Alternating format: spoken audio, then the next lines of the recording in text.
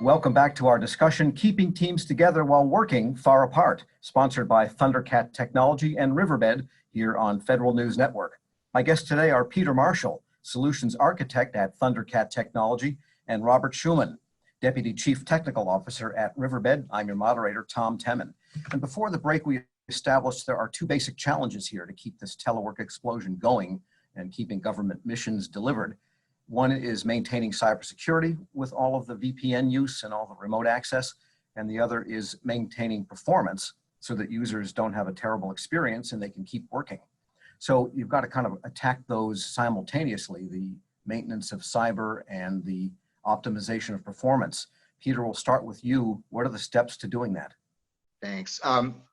Yeah, it's a multi-phased approach. Again, there's not one silver bullet that you can basically fix everything all at once. So as I touched on a little bit earlier, we want to first be able to identify what is our mission critical traffic, what is the stuff that really does need to get through, and that's through, again, visibility. And then once we've identified that piece of traffic is to optimize those flows of data, as it were, to, again, keep the important stuff on top and the less important stuff pushed down to the bottom. But I don't always see security versus optimization as alternate sides of a coin. I more see them functioning together, each providing its own unique role within the organization. Again, one, to be securing it, which doesn't mean it has to be slow, and two, to make it fast, which doesn't mean it has to be insecure. The way that we should do it should be, again, like a holistic approach, not overemphasizing letting the pendulum swing too far in any one direction. Got it. And Robert, from some things you said earlier, especially with respect to controlling the traffic, that seems to be a clue and a key here, isn't it?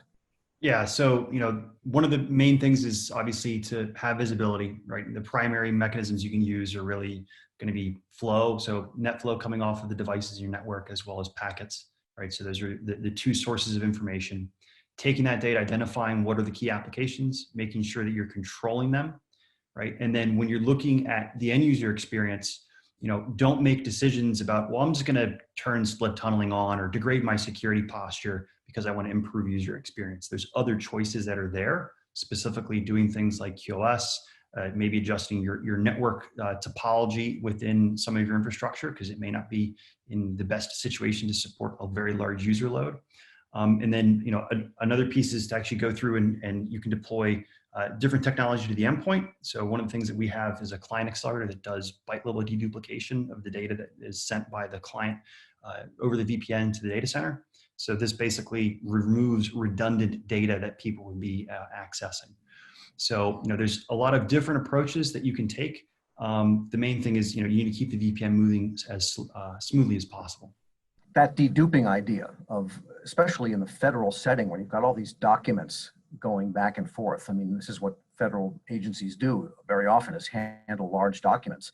And now you've got all of this traffic of processing applications under the CARES Act, trillions of dollars of loans and grants and so forth, all with documents, all that need multiple handling by multiple people.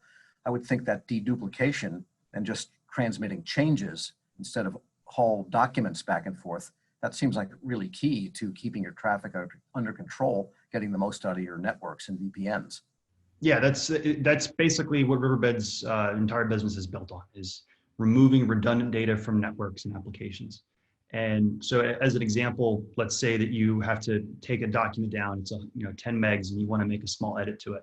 The technology that we have on the client accelerator would essentially make it so that when you push that document back up to where it is, we're only going to send those changes. So that small set of bytes instead of that entire document. And when you look at doing an approach like that across, a couple of users, and then now in some cases we have customers that are doing 80, 90,000 users, that's a tremendous amount of data that can be removed, freeing up those VPNs to be able to, provide quality video like we're getting, right now, to provide, good VoIP quality and things of that nature. And Peter, what are some good deployment strategies? How can agencies now midstream, while all of this crisis is happening and it could go on for a while, how do they insert the types of technologies they need to get optimized and maintain security? Sure.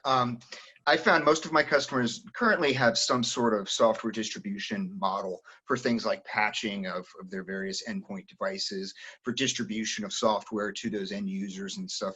So generally, I'm able to leverage whatever that existing technology is that is already hooked into their network and is used to deploy other software packages. Because, for instance, with the client accelerator, it's really a small piece of software that you basically run on the machine, and then, as you said, it's going to sit there and locally start caching things, doing that byte level deduplication, as you mentioned, not file level, but byte level, which can tremendously reduce the amount of transfer on the network. But yeah, normally for these types of pieces, there's some hardware or virtual machine or software that runs in the data center, and then there's that end user piece. And once those two are connected up, they'll start to work together and figure out, do I need to send this? Have I already sent this? When have I seen this type of data before? So basically you need kind of a lightweight type of approach to this. It's not something you can program for 3 years, but something small that can be on either end here.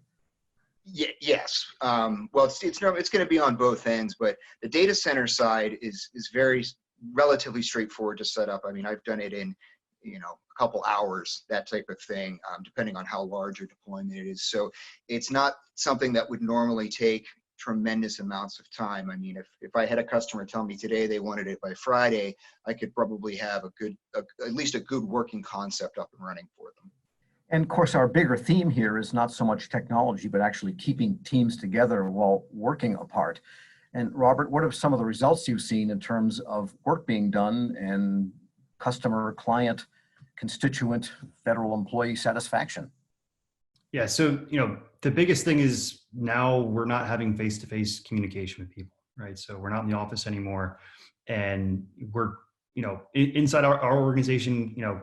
For our federal team, we're actually running virtual happy hours on Wednesdays, right? So not everyone's drinking, but we're at least going and we're going to decompress, and we're going to try to maintain that social relationship. Video, hugely important, just to be able to see people's faces, to be able to properly communicate, right? You need to see facial expressions, you need to get connected with people. So video is critical, and people need to kind of deal with the fact that you have your coworkers, they have their their spouse at home, they have their kids at home, right?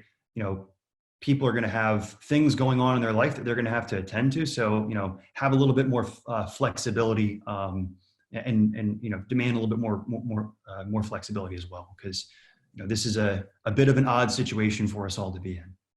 All right, good note to end on. I want to thank today's guests. Peter Marshall is Solutions Architect at Thundercat Technology, and Robert Schuman is Deputy Chief Technical Officer at Riverbed. And I'm your moderator, Tom Temin. You've been listening to Federal News Network. For more on this discussion, log on to federalnewsnetwork.com and search Thundercat.